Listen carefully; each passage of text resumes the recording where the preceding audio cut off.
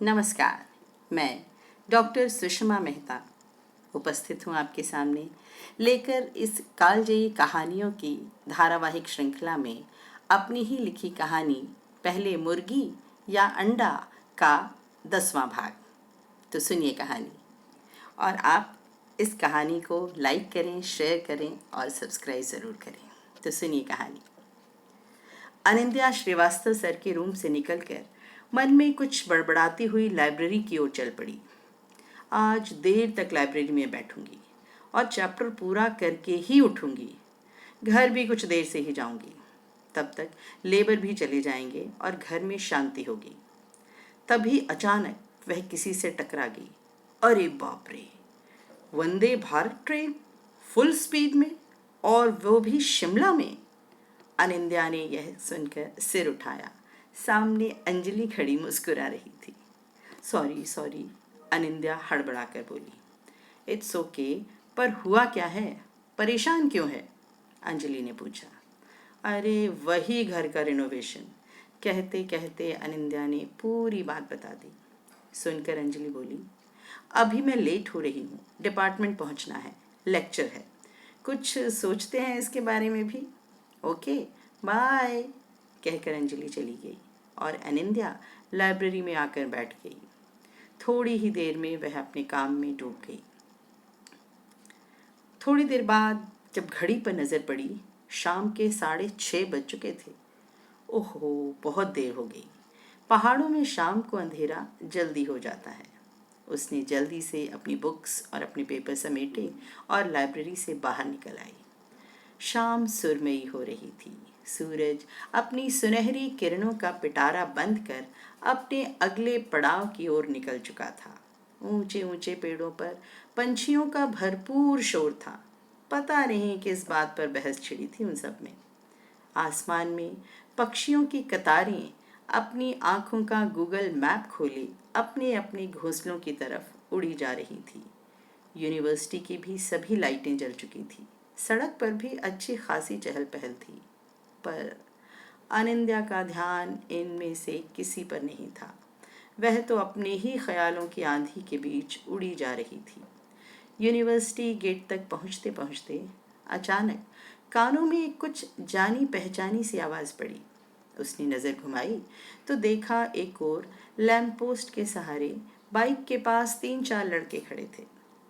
एक कह रहा था, अरे यार, लोग अपनी प्रॉब्लम्स का ठीकरा दूसरे के सिर पर ही फोड़ने के लिए तैयार रहते हैं।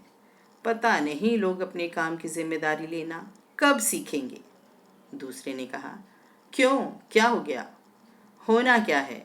अनिंद्या आवाज़ पहचान गई। यह तो सुकुमार है, वही जिससे आज सुबह ही तो उसकी बहस हुई थी। उसने अपनी चाल धीमी कर दी। सुकुमार ही था। अच्छी खासी हाइट, कोरा रंग, वाइट शर्ट पर red broad stripes and dark brown jeans, कुल मिलाकर एक आकर्षक व्यक्तित्व।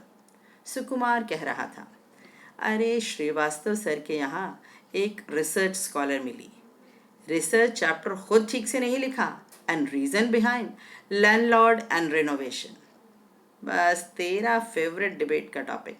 बस फिर तो तू शुरू हो गया होगा, और तूने अपनी फेवरेट लाइन भी ज़रूर कही होगी, काम करने के भी 100 बहाने हैं और न करने के भी। दूसरे लड़के ने हंसते हुए कहा। हाँ, तो इसमें गलत क्या है? ठीक ही तो है, सुकुमार ने कहा। अनिंद्या उनके पास से गुजरते हुए थोड़ी देर के लिए ठिठक गई। इसमें ठीक क्या है? दूसरे लड़के ने बात आगे बढ़ाते हुए कहा। सुकुमार बोला, वह मिस लैंड लेडी जबरदस्त पकाऊ थी। पकाओ, कहकर सभी जोर से हंस पड़े। एक बोला, what a name and what a surname, miss land lady पकाओ। अनिंद्या चुपचाप एक और खड़ी हो गई। सुकुमार बोला, और वो बेचारे Srivastava sir, such a cool personality. दूसरा बोला, हाँ बिल्कुल कोल्ड वाटर हैं, उन्हें भी मिस पकाऊ ने बॉइलिंग वाटर बना दिया था, सुकुमार ने कहा। सभी फिर हंस पड़े। बेचारे श्रीवास्तव सर की हालत देखकर मुझे बीच में कूदना ही पड़ा, सुकुमार बोला। ऐसे मामलों में तू कहाँ पीछे रहने वाला है, दूसरे लड़के ने हंसते हुए कहा था। फिर बहस खत्म हुई कैसे, उस लड़के ने पूछा जो अभी तक चुप था। सर, मैं कल चैप्टर करेक्ट करके ले आऊंगी। ओके सर, सुकुमार ने अनिंद्या की नकल उतारी। ओके, सभी लड़के एक साथ बोले और जोर से हंस पड़े। अनिंद्या से अब और नहीं रुका गया, उसने तेजी से कदम बढ़ा दिए। घर पहुंची तो आंटी ने दरवाज़ा खोलते ही पूछा, आज बहुत लेट हो गई। अनिंद्या का मन कड़वाहट से भरा था, फिर भी खुद को संभालते हुए बोली, यहाँ घर में इतना शोर होता है, मैं काम नहीं कर पा रही थी, इसीलिए लाइब्रेरी में थी। बहुत भूख लग रही है आंटी, कुछ खाने को दे दीजिए, कहकर वह अपने कमरे में चली गई। थोड़ी देर में मेड चाय और बटर टोस्ट लाकर उसे दे गई। चाय पीकर अनिंद्या बेड पर लेट गई। अब उसे अपने चैप्टर को पूरा करने में कोई उत्साह नहीं रहा था। दिमाग थका था और मन बोझल, तो पता नहीं कब उसे नींद आ गई। रात के खाने के लिए जब अंकल ने उसे आवाज़ दी, अनिंद्या आओ बेटा, इट्स डिनर टाइम, तभी वह कमरे से बाहर निकली। डाइनिंग टेबल पर बैठते ही आंटी ने फरमान सुना दिया, अनिंद्या, तुम्हें 1 हफ्ते के लिए अपनी किसी फ्रेंड के साथ रहना पड़ेगा। क्यों? अनिंद्या का प्रश्न था। देखो बेटा, अंकल ने आगे की कमान संभाल ली। वे अनिंद्या के तीखे क्यों को समझ गए थे। बोले, पुरु अपनी पूरी फैमिली के साथ आ रहा है, उसके दोनों बच्चे भी आ रहे हैं, और उसने कहा है कि उन्हें एक अलग कमरा चाहिए। बस सिर्फ 1 हफ्ते की ही बात है, फिर वे चले जाएंगे। 1 हफ्ते के लिए मैं कहाँ जाऊंगी? सर्वत्र स्वार्थ है। सिर्फ अपनी प्रॉब्लम का सल्यूशन निकालो, चाहे वह सल्यूशन दूसरे के लिए प्रॉब्लम बन जाए। What a society, man is a social animal. किसने कहा है ये?